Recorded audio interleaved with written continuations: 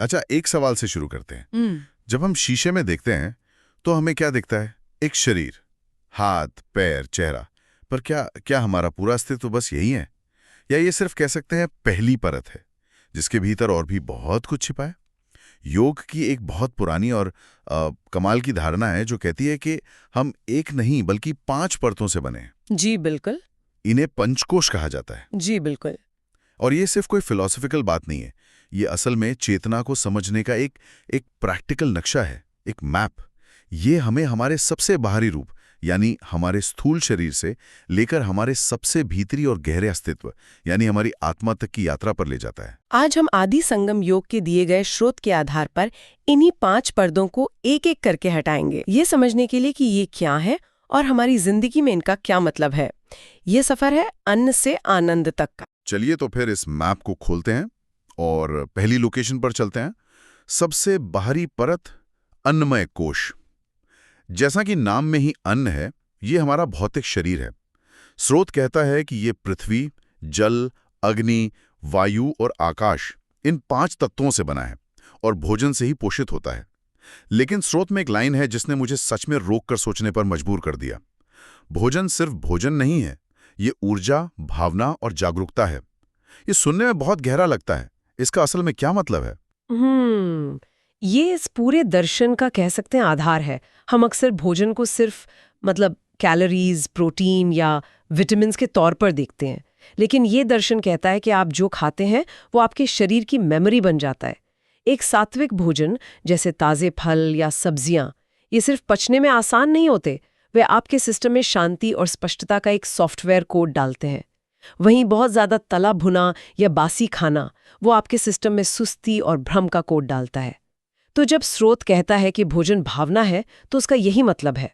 मतलब you are what you eat वाली बात सिर्फ शारीरिक नहीं बल्कि भावनात्मक स्तर पर भी सच है। तो फिर इस अन्नमय कोश को स्वस्थ रखने के लिए स्रोत क्या रास्ते सुझाता है? मुझे लगता है ज्यादातर लोग कहेंगे एक्सरसाइज करो और अच्छा खाओ। क्या इससे ज्यादा कुछ है? हाँ, इससे ज्यादा है। स्रोत 4 मुख्य स्तंभों की बात करता है। 4 स्तंभ, ठीक है। जी। पहला, नियमित योगासन, जो सिर्फ शरीर को लचीला नहीं बनाता बल्कि शरीर में फंसी हुई ऊर्जा और तनाव को भी बाहर निकालता है। दूसरा, सात्विक भोजन, जिसके बारे में हमने अभी बात की। तीसरा है पर्याप्त नींद, क्योंकि नींद के दौरान ही हमारा शरीर खुद को एक तरह से रिपेयर करता है। लेकिन चौथा स्तंभ सबसे अनोखा है, शरीर के प्रति कृतज्ञता का भाव। एक मिनट, शरीर के प्रति कृतज्ञता, ये थोड़ा अजीब नहीं लगता? हम योगा और डाइट की बात तो बहुत सुनते हैं, पर ये कृतज्ञता वाली बात थोड़ी अलग है। इसका मतलब क्या है? रोज सुबह उठकर अपने शरीर को थैंक यू बोलना? आप इसे मजाक में कह रहे हैं, लेकिन हाँ, कुछ हद तक यही मतलब है। सोचिए, ये शरीर बिना रुके हमारे लिए काम करता है। दिल धड़क रहा है, सांसें चल रही हैं, खाना पच रहा है, ये सब अपने आप हो रहा है। कृतज्ञता का भाव रखने का मतलब है इस शरीर को एक मशीन की तरह इस्तेमाल करने के बजाय इसे एक पवित्र घर समझना। जब आप इस भाव से भोजन करते हैं या योगाभ्यास करते हैं, तो आपकी हर क्रिया एक पूजा बन जाती है। ये भोजन को सिर्फ ईंधन से एक पवित्र भेंट में बदल देता है। शारीरिक स्वास्थ्य इसी नजरिए से शुरू होता है। तो शरीर को साधना पहला कदम है। लेकिन हम सब ने ऐसे लोग देखे हैं जो शारीरिक रूप से बहुत फिट हैं, घंटों जिम में बिताते हैं, पर अंदर से बेचैन और तनाव में रहते हैं। इसका मतलब है कि कहानी सिर्फ शरीर पर खत्म नहीं होती, अगली परत इसी से जुड़ी है ना? बिल्कुल सही पकड़ा आपने। यहीं पर दूसरा कोश, प्राणमय कोश आता है। प्राणमय कोश? जी, ये हमारा ऊर्जा शरीर है। ये हड्डियों या मांसपेशियों से नहीं बना है। ये प्राण यानी जीवन शक्ति की धाराओं से बना है, जो हमारे पूरे शरीर में बहती हैं। आप इसे अपने घर के इलेक्ट्रिकल वायरिंग सिस्टम की तरह समझ सकती हैं। जब बिजली ठीक से बह रही है तो सारे उपकरण, पंखा, लाइट, एसी सब ठीक से काम करते हैं। लेकिन अगर कहीं कोई तार ब्लॉक हो जाए या शॉर्ट सर्किट हो जाए तो सब कुछ गड़बड़ा जाता है। वाह, ये बहुत अच्छा उदाहरण है। तो जब हमारी आंतरिक वायरिंग में गड़बड़ी होती है तो तनाव, चिंता और बीमारियां पैदा होती हैं। स्रोत यही कहता है। तो इस प्राण के प्रवाह को, इस ऊर्जा को हम संतुलित कैसे कर सकते हैं? क्या इसके लिए भी कोई स्विच या रेगुलेटर है? हाँ, एक तरह से है, और उसे हम प्राणायाम कहते हैं। स्रोत में कुछ बहुत शक्तिशाली अभ्यासों का जिक्र है, जैसे नाड़ी शोधन प्राणायाम, जिसे ऑल्टरनेट नॉस्ट्रल ब्रीदिंग भी कहते हैं। ये सचमुच हमारी ऊर्जा नाड़ियों की सफाई करता है, जैसे कोई प्लम्बर आकर ब्लॉक पाइप्स को साफ कर दे। फिर है भ्रामरी प्राणायाम, जिसे हमिंग बी ब्रेथ भी कहते हैं। जब आप इसे करते हैं तो आपको अपने सिर में एक वाइब्रेशन महसूस होती है। ये सचमुच ऐसा लगता है जैसे आपके दिमाग में चल रहे हजारों विचारों के शोर को कोई एक शांत स्थिर धुन में बदल रहा हो। इन अभ्यासों से हम शारीरिक और मानसिक स्वास्थ्य के बीच के इस पुल को मजबूत करते हैं। ठीक है, तो हमने शरीर को सादा, ऊर्जा को संतुलित किया। अब आते हैं उस जगह पर जहां मुझे लगता है कि आज की दुनिया में ज्यादातर लोग फंसे हुए हैं। बिल्कुल, मन पर। हाँ, तीसरी परत, मनोमय कोश। ये हमारे विचारों, भावनाओं, यादों, कल्पनाओं का घर। सही। और यह वही परत है जो हमें खुशी और दुख दोनों का अनुभव कराती है। स्रोत की एक बात मुझे बहुत शक्तिशाली लगी। यदि मनोमय कोश शांत है तो बाहरी दुनिया हमें हिला नहीं सकती। ये सुनने में किसी सुपर पावर जैसा लगता है, पर क्या यह सच में संभव है? रोजमर्रा की जिंदगी में जहां डेडलाइंस हैं, ट्रैफिक है, रिश्ते हैं। ये एक बहुत बड़ा और जरूरी सवाल है, और इसका जवाब हाँ है। लेकिन ये कोई एक दिन में मिलने वाला जादू नहीं है। हमारी ज्यादातर परेशानियां इसी कोश के असंतुलन से पैदा होती हैं। हम अपने विचारों और भावनाओं की सुनामी में बह जाते हैं। स्रोत इसे शांत करने के लिए कुछ बहुत प्रैक्टिकल टूल्स देता है, जैसे मंत्र जप। मंत्र? जी, मंत्र का शाब्दिक अर्थ ही है जो मन को पार ले जाए। ये विचारों की उथल-पुथल को एक बिंदु पर केंद्रित करता है। फिर है ध्यान, जो हमें अपने विचारों का मालिक बनना सिखाता है, उनका गुलाम नहीं। लेकिन अक्सर शांत मन का मतलब लोग खाली मन समझ लेते हैं, कि दिमाग में कोई विचार ही ना आए।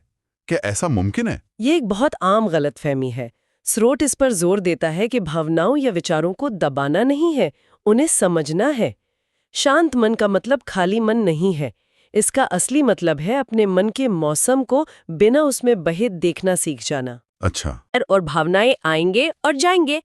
ध्यान हमें वो आसमान बनना सिखाता है। स्वाध्याय यानी सेल्फ स्टडी भी इसी का हिस्सा है, जिससे हम अपने मानसिक पैटर्न को समझते हैं कि हमें गुस्सा क्यों आता है, हम उदास क्यों होते हैं। जब हम कारण समझ जाते हैं तो हम उन पर हावी होना सीख जाते हैं। मन के मौसम को देखना, ये बहुत सुंदर विचार है। पर मान लीजिए हमने मन को साधना सीख भी लिया, तो क्या इसके पार भी कुछ है?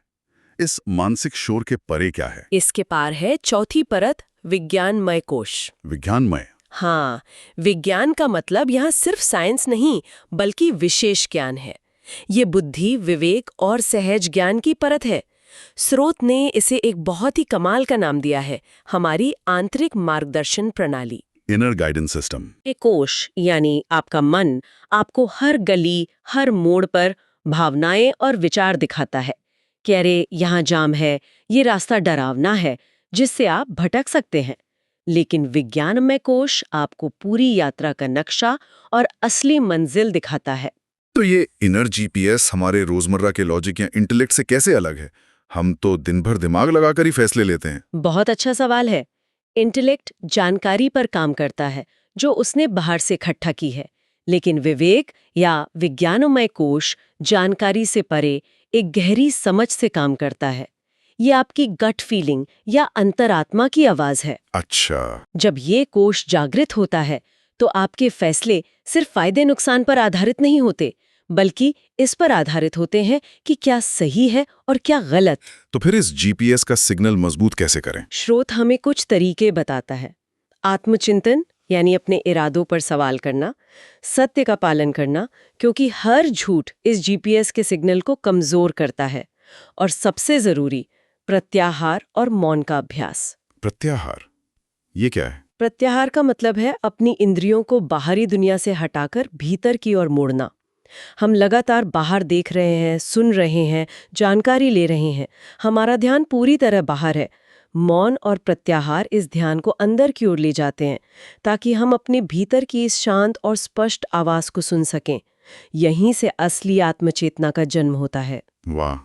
तो अन्न से शुरू हुई ये यात्रा शरीर, ऊर्जा, मन से होते हुए अब विवेक और आत्मचेतना तक पहुंच गई है। क्या यही मंजिल है, या इस मैप पर एक आखिरी लोकेशन और है? एक आखिरी और सबसे खूबसूरत मंजिल बाकी है, सबसे भीतरी, सबसे सूक्ष्म परत है आनंदमय कोश। जैसा कि नाम से ही जाहिर है, यह आनंद का शरीर या ब्लिस शीत है। आनंद। ये शब्द हम बहुत इस्तेमाल करते हैं। अच्छी फिल्म देखकर आनंद आया, अच्छा खाना खाकर आनंद आया। क्या यही आनंद है? नहीं, वो खुशी है जो बाहरी चीजों पर निर्भर करती है और अस्थायी होती है। बिल्कुल। फिल्म खत्म, खुशी खत्म। स्रोत जिस आनंद की बात कर रहा है वो बाहरी नहीं, आंतरिक है। ये एक ऐसी अवस्था है जहां कोई दुख, कोई अपेक्षा, कोई भय नहीं है, सिर्फ शुद्ध बिना शर्त वाला आनंद है। ये हमारी चेतना की सबसे गहरी अवस्था है, हमारा मूल स्वरूप। ये आनंद किसी चीज को पाने से नहीं, बल्कि स्वयं को पालने से मिलता है। ये एहसास कि मैं ये शरीर नहीं, मन नहीं, बल्कि आनंद का ही स्वरूप हूं। यही अंत से आनंद तक की यात्रा का अंतिम लक्ष्य है।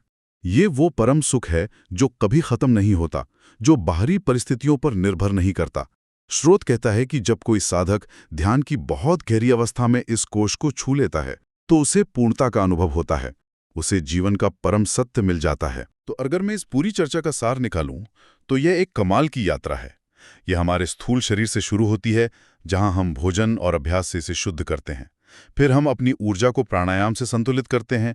उसके बाद ध्यान और स्वाध्याय से अपने मन के तूफानों को शांत करते हैं। फिर विवेक और मौन से अपने आंतरिक जीपीएस को जगाते हैं और अंत में अपने सबसे गहरे स्वरूप यानी उस आनंद में स्थित हो जाते हैं जो हमेशा से हमारे भीतर था। स्रोत का अंतिम संदेश बहुत सुंदर है। जब ये पांचों कोश स्वस्थ, संतुलित और जागृत हो जाते हैं, तब इंसान सिर्फ जीवित नहीं रहता, बल्कि पूरी तरह से जागृत हो जाता है। बिल्कुल। और सबसे जरूरी बात ये समझना है कि ये पांचों कोश अलग अलग डिब्बे नहीं हैं। ये एक दूसरे से गहराई से जुड़े हुए हैं। अच्छा। एक में किया गया काम दूसरे पर असर डालता है। जैसे अगर आप सात्विक भोजन अन्नमय कोश करते हैं, तो आपकी ऊर्जा प्राणमय कोश अपने आप बेहतर होगी। जब ऊर्जा संतुलित होगी, तो मन मनोमय कोश शांत रहेगा। शांत मन से ही विवेक विज्ञानमय कोश की आवाज सुनाई देगी, और वही आवाज हमें हमारे असली आनंद स्वरूप आनंदमय कोश तक ले जाएगी। तो ये योगिक दर्शन सिर्फ कोई आध्यात्मिक विचार नहीं है, बल्कि मानव अस्तित्व का एक समग्र और बहुत ही वैज्ञानिक नक्शा है। यह अपने भीतर के दिव्य ब्रह्मांड को पहचानने की यात्रा है। अपने भीतर के दिव्य ब्रह्मांड को पहचानना। इस खूबसूरत विचार के साथ आज की इस गहरी पड़ताल को यहीं समाप्त करते हैं, जिसमें हमने पंचकोश के माध्यम से चेतना की इन 5 अद्भुत परतों को समझा। जाते जाते सुनने वालों के लिए एक सवाल छोड़ना चाहूंगी। ये स्रोत हमें बाहरी शरीर से लेकर आंतरिक आत्मा तक की यात्रा का एक स्पष्ट रास्ता दिखाता है।